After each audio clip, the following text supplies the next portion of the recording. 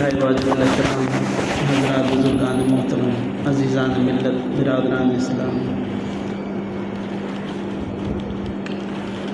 گزشتہ ماہ ربیع الاول کے اندر تقریباً تمام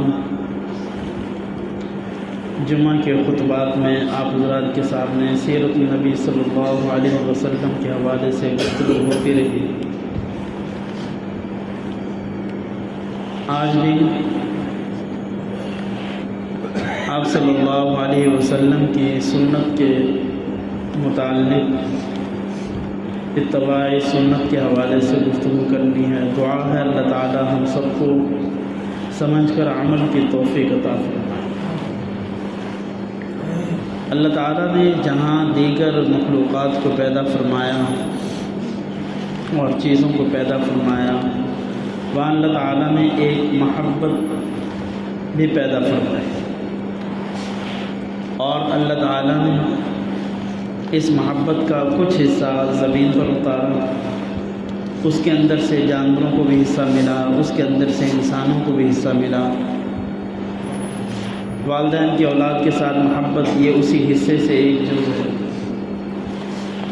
دوستوں کی آپس میں محبت، بہن بھائیوں کی آپس کے اندر محبت، اولاد کے والدین سے، والدین کی اولاد کے ساتھ، میاں بیوی کی محبت، یہ تمام محبتیں اسی محبت سے ہی ہیں۔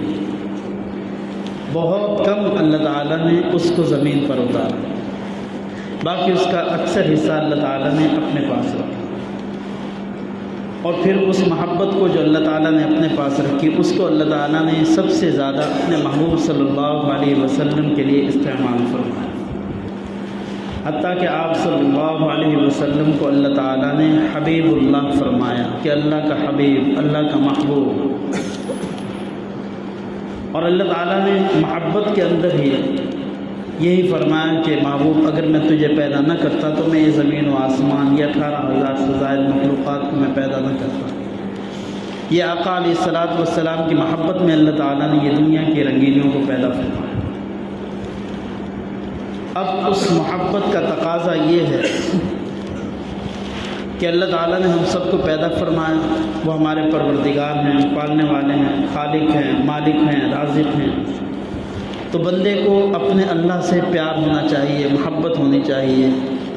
اور خود قرآن کریم میں فرمایا والذین آمنوا اشد حبا للہ، ایمان والے اللہ تعالیٰ سے شدت کے ساتھ محبت کریں، یہی تقاضا اللہ تعالیٰ نے ہم کو پیدا فرمایا۔ انہی تقاضوں کے اندر ایک تقاضا یہ بھی ہے کہ جو شخص یہ چاہے کہ فلاں مجھ سے محبت کرے تو اس کی محبت پھر یہ بھی ہوتی ہے کہ میں جس سے محبت کروں وہ اس سے بھی محبت کرے۔ اللہ تعالیٰ سے ہم سب محبت کریں، یہ تو اصولی تقاضا اللہ تعالیٰ نے ہم سب کو پیدا فرمایا۔ اور ادھر اللہ تعالیٰ نے اپنے محبوب صلی اللہ علیہ وسلم کو اپنا پیارا حبیب بنایا۔ تو اللہ تعالیٰ یہ چاہتے ہیں کہ جس طرح میں بندوں سے محبت کروں، بندے مجھ سے محبت کریں، تو یہ میرے بندے اس سے بھی محبت کریں جس سے میں محبت کرتا ہوں۔ اور اللہ تعالیٰ سے محبت کرنی ہے تو اللہ تعالیٰ نے راستہ پھر اسی محبوب کے در کا بتایا۔ فرمایا محبوب ان سے کہہ دیجئے ان کنتم تحبون اللہ، اگر تم چاہتے ہو کہ اللہ سے ہم محبت کریں، کہ اس نے ہمیں پیدا فرمایا، اس نے ہمیں ہدایت کا راستہ دکھایا، اپنے محبوب کے امت کے اندر پیدا فرمایا، یہ ہم سے محبت کرنا چاہتے ہیں، تو ان سے کہو محبت کا راستہ جو ہے فاتبعونی، پھر اے محبوب ان سے کہو کہ یہ آپ کی اتباع کریں، یہ آپ کی اتباع کرتے جائیں گے، یہ محبت کے رشتے کے اندر ہمارے زیادہ سے زیادہ قریب ہوتے جائیں گے۔ اور اللہ تعالیٰ جب یہ چاہتے تھے کہ بندہ مجھ سے محبت کرے، کیسی محبت کرے، تو اللہ تعالیٰ نے اس کے لیے ایک نمونہ اتار دیا ہمارے درمیان کہ میرے بندو، جس طرح میرے حبیب نے مجھ سے محبت کی، اس نے اپنے اعمال کے اندر، اقوال کے اندر، اپنی گفتگو کے اندر جو جو طریقہ اختیار کیا، تم وہی طریقہ اختیار کرتے رہو، اس لیے کہ ان کی زندگی کا ایک ایک سانس، ایک ایک لمحہ، ہر وقت وہ اپنے اللہ کی رضا کے لیے کرتے تھے۔ جو جو عمل انہوں نے کیے، جیسے جیسے عمل انہوں نے کیے، میرے بندو تم بھی ویسے کرتے جاؤ، اسی طریقے کے مطابق کرتے جاؤ، محبت ان سے بھی ہوتی جائے گی، محبت مجھ سے بھی ہوتی جائے گی۔ یہ بات مسلم ہے اور حقیقت ہے کہ ہم میں سے ہر ایک کو اپنے محبوب صلی اللہ علیہ وسلم سے محبت ہے، اس کا کوئی مسلمان انکار نہیں کر سکتا۔ ادنا سے ادنا مسلمان، کمزور سے کمزور ایمان والا، اس کے اندر بھی محبت نبی صلی اللہ علیہ وسلم کی ایک چنگاری موجود ہے۔ اگر اس کو کوئی چھیڑے تو وہ پھٹتی ہے، اور اس سے محبت کا ایک اندازہ ہو جاتا ہے لوگوں کو کہ یہ جتنا کمزور ایمان والا ہے اس کے دل کے اندر محبت ضرور ہے۔ وہ مشہور واقعہ ہے کہ ایک شاعر نشے کے اندر دھت بیٹھا ہوا تھا، اور اس کے سامنے اسٹوڈنٹ بیٹھے ہوئے تھے، ان میں مسلم بھی تھے، غیر مسلم بھی تھے۔ غیر مسلم بیٹھے ہوئے تھے، انہوں نے کہا یہ شراب کے نشے کے اندر بیٹھا ہوا ہے، آج اس سے حضرت محمد صلی اللہ علیہ وسلم کی گستاخی تو کروا کے دیکھیں۔ تو لوگوں نے نام لیے، وہ جس کا نام لے وہ کہ میں اس کو جانتا ہوں، میں اس کے کلام کو پڑھتا ہوں، یہ غلط پڑھتا ہے، یہ میرا شاگرد ہے، یہ میں اس کو پڑھنے کے لائق نہیں سمجھتا۔ اس طرح کرتے کرتے بڑے بڑے شاعروں کی دھجیاں اڑاتا گیا۔ تو ایک غیر مسلم نے موقع دے کے چوٹ لگائی اور اس کو کہا کہ اچھا یہ بتاؤ حضرت محمد صلی اللہ علیہ وسلم کے بارے میں تمہارا کیا خیال ہے؟ انہوں نے پورا اندازہ کر لیا کہ اس وقت جو یہ پیے ہوئے ہے اور نشے کے اندر مست ہے اور زبان اس کی بہتی ہوئی ہے، یہ ضرور کوئی ایسا لفظ نکالے گا کہ یہ ایمان سے خارج ہو جائے گا۔ یہی ان کا مقصد تھا۔ جب اس نے آقا علیہ السلام کا نام لیا اور اس نے سنا اور یہ دیکھا کہ یہ گستاخی کروانا چاہتے، اس نے شراب کی بوتل اس کے سر کے اندر دے ماری اور اس نے کہا کہ اس نشے کے اندر ہم اپنے محبوب کو بھول جائیں، اتنے گناہوں کے اندر ہم ڈوبے ہوئے ہیں، پھر بھی دل کے اندر ایک قوی امید یہ ہے کہ کل کو جب محبوب کے سامنے جائیں گے، اللہ محبوب کے صدقے، ان کے محبت کے نسبت کے صدقے ہماری بخشش کے فیصلے کر دیں۔ ہم اسی نسبت کو بچائے ہوئے ہیں۔ بے شک نماز کے اندر ہماری کمزوریاں ہو سکتی ہیں، زکوٰۃ کے اندر ہو سکتی ہیں، اعمال کے اندر ہو سکتی ہیں، روزوں کے اندر ہو سکتی ہیں، لیکن محبت ایک دل کے اندر موجود ہے، اس کو کوئی نہ چھیڑے۔ یہ ہمارا قیمتی اثاثہ ہے۔ تو ہر ایمان والے کے دل کے اندر محبت ہے، تو اس سے انکار نہیں۔ ہر ایمان والے کو، ہر مسلمان کو محبوب سے محبت ہے۔ دوسری حقیقت جو اس سے بڑھ کے ہے وہ یہ کہ جب اس محبوب کے طریقے کو اپنانے کی بات آتی ہے تو اس کے اندر بہت سے مسلمان معذرت کے ساتھ کمزور پڑ جاتے ہیں۔ محبت کی بات آئے تو محبت بہت ہے اور حقیقت ہے کہ دلوں کے اندر محبت بہت ہے، مگر جب عمل کی باری آتی ہے کہ اس طرح کا عمل کر لیں تو پھر وہ لوگ جدت کی طرف آ جاتے ہیں کہ وہ جی پرانے دور کی بات ہے۔ آپ صلی اللہ علیہ وسلم کے مبارک طریقے قیامت تک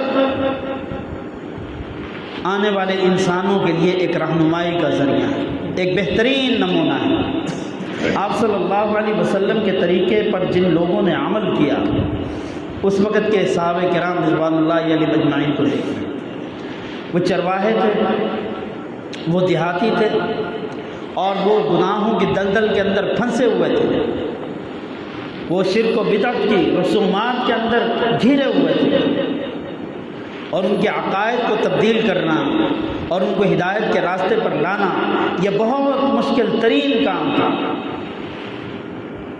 لیکن جب انہوں نے آپ صلی اللہ علیہ وسلم کی مبارک زندگی کو دیکھا اور پھر ان اعمال کو، ان طریقوں کو اپنی اپنی زندگیوں کے اندر ڈھالا، تو پھر تاریخ نے دیکھا انبیاء علیہ السلام کے بعد آج تک ان جیسے نفوس قدسیہ اور کوئی نہیں تھا۔ اللہ تعالیٰ نے ان صحابہ کو دنیا کا امام بنا کے پیش کیا اور پھر ہمیں حکم دیا، اے ایمان والو اگر تم ایمان لانا چاہتے ہو تو اس طرح کا ایمان پیش کرو جس طرح صحابہ نے پیش کیا۔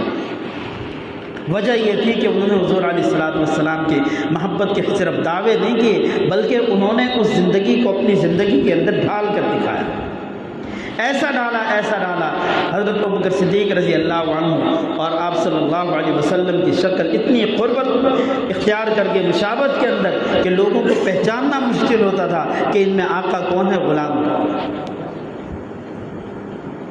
آپ صلی اللہ علیہ وسلم کے مبارک طریقوں کو زندگی کے اندر لا کر میں اور آپ زندگی کو پرسکون بھی بنا سکتے ہیں، کامیاب بھی بنا سکتے ہیں۔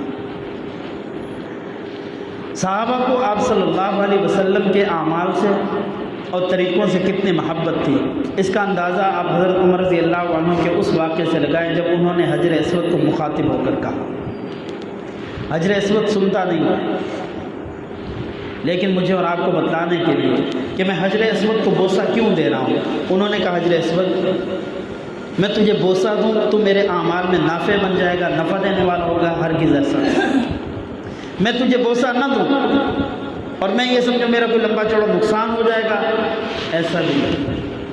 میں تجھے بوسہ دوں یا نہ دوں، میری ذات کے اوپر، میرے اعمال کے اوپر، میری زندگی کے اوپر کوئی فرق نہیں پڑے گا۔ میں تجھے بوسہ صرف اس لیے دے رہا ہوں کہ میں نے اپنے محبوب کو دیکھا ہے وہ تجھے بوسہ دیتے ہوئے گزر کے گئے، میں اس لیے تجھے بوسہ دے رہا ہوں۔